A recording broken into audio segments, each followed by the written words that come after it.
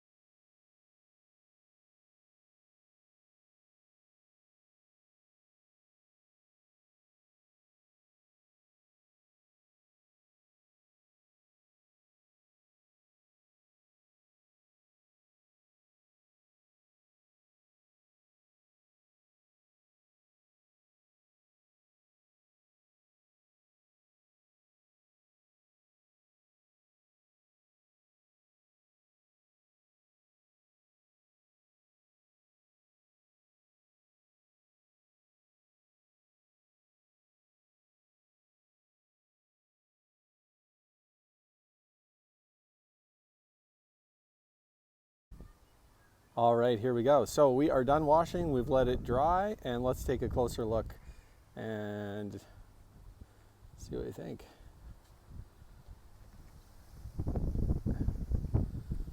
We use simple green and a coarse brush to scrub most of the roof, and there's lots of moss on top. It seemed to come out, and none of the fiberglass has cracks in it, so I think that's good.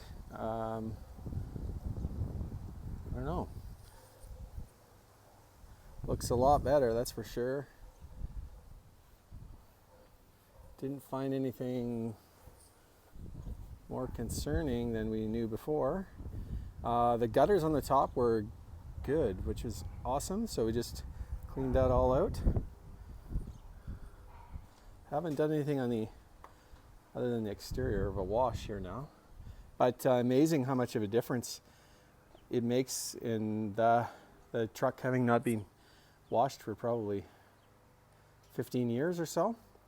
And it sat where it sat in an alley on a bit of an angle.